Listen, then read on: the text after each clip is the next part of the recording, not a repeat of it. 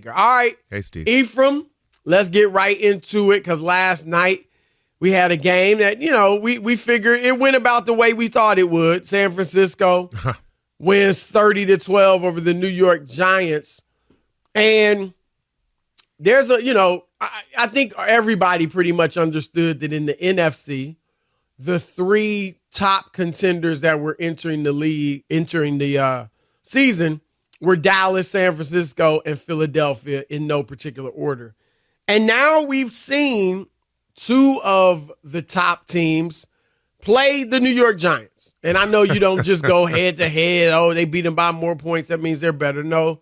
But it's something to talk about because the Dallas Cowboys have been off to a rousing start. And San Francisco's 3-0, scored 30 points each game, beat the Rams, who actually look like they're pretty decent, stomped the Steelers, and just stomped the Giants 30-12.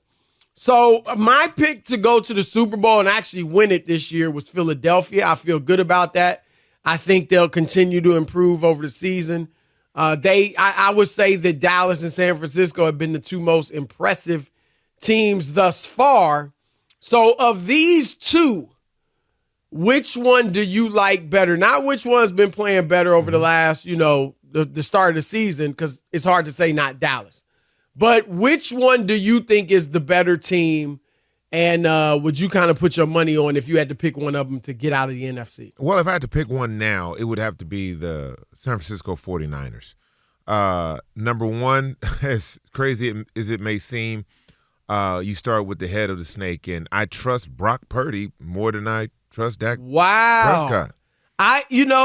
We were on First Things First today, and I said the same thing. I said, because the thing about Purdy, now look, in a vacuum, does Dak probably, would people probably take Dak? Yeah, maybe. But for these two teams, they just don't need to make mistakes, right? The quarterback. And Purdy does not make mistakes. No, and Dak obviously does. Like, he's proven that although Brock Purdy's sample size is smaller, he's shown, number one, he can make the throws. Right. Number two, he doesn't turn the ball over. He doesn't make mistakes. If it's not there, he'll get rid of it in a place where it's not in harm's way. But one of the biggest things is when you look at the construction of the team, yes, they both can get after the passer. Micah Parsons as an offensive lineman, I wouldn't want to block him all game. I just wouldn't. All right, he has too much. And I can too fast. And I can say the same thing for Bosa. Like look, right. They're formidable. Their front seven, both teams are formidable. Now, losing T. Diggs, that is huge for Dallas moving forward because now creatively you can't do some of the things that you would normally do when you have your all-pro, all-world ball hawk cornerback. He already has 2 picks this year already, and it's been 2 games. Yep. So that's a huge blow. And if you're looking at these teams prior to the injury in practice yesterday, if you were looking at these teams saying, okay, they're comparable, right? That would automatically thrust San Francisco ahead of the Cowboys if you're just looking at things as unbiased as you possibly can. Right. No, I think that's a good point. Like, I would have gone in to the week saying that I thought the defenses were pretty, right there with each other. And Micah Parsons, as much as I like Nick Bosa, I was thinking Micah Parsons is the best defensive player in the league. So I would take him. But now that Diggs is out, whether you want to give San Francisco the slight edge or say it's a wash, you could say that with the defense. Quarterbacks, like you said, you could trust Brock Purdy. He's shown us he doesn't make the mistakes. But even if somebody wants to say that's a wash, but San Francisco, without question, Ephraim, has the better skilled position players. That's the thing. Like, people want to jump on Brock Purdy and say, oh, he doesn't do that much. He's just throwing shorter passes, screen passes, and all that stuff. He's doing what he's supposed to do. If I'm a point guard and I've got 3 20-point scores on the club, I don't need to be trying to score 20. No. I should be dishing the rock, right? And guarding somebody. Yes, that's it. What he's doing, he gets the ball to the playmakers.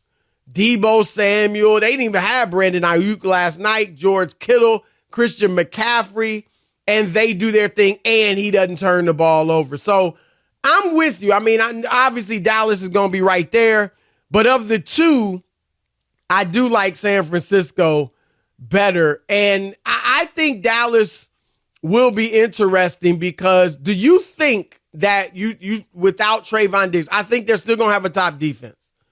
But do you feel like now we've always been saying, look, Dak, you don't have to do too much, right? Y'all going to have a great defense. He's never run listened, the ball. But yes. Right. Great defense, run the ball, and you be the game manager and occasionally make a big play. And now with Diggs out, the defense, you would think takes a slight step back.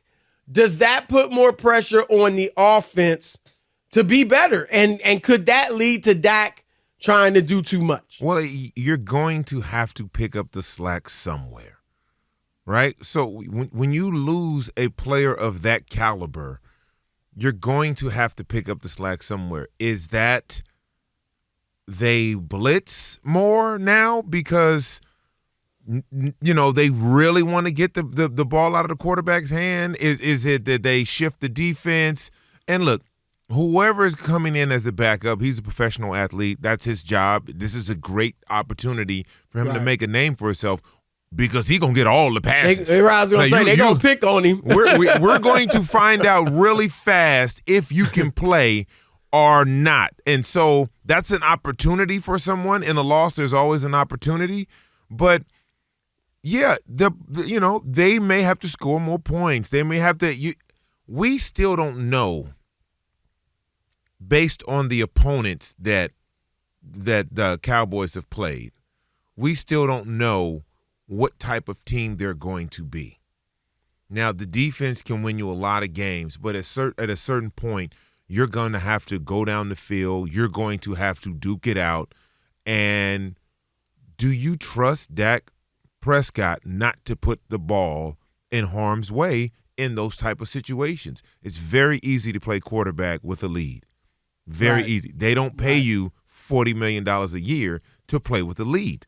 He didn't play particularly well. I mean, they didn't need him, but in the opening game against the Giants. And then you look at the divisions. Who has an easier roadmap in terms of their division? Now, what we didn't realize is that Washington was going to be as formidable as they are. And then, of course, you have the Philadelphia Eagles.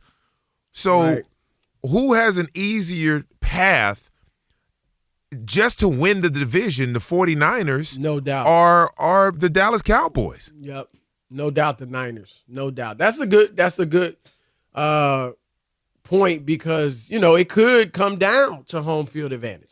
And probably the way these top teams and this is the thing that I love about the NFL. This is the thing I love about coming out of training camp and preseason, because all of us are prognosticators. That's what we do. That's our job, right? So you start, who's your Super Bowl pick? Who's going to make the playoffs? Who's not going to make the playoffs? Now, it's still a small sample size because it's only been 2 games. I like to start grading teams after the first quarter of the season. Give me 4 real games to see what type of team a team is. Okay. But just looking at it now, the great AFC and those great quarterbacks are struggling a little bit. Yeah.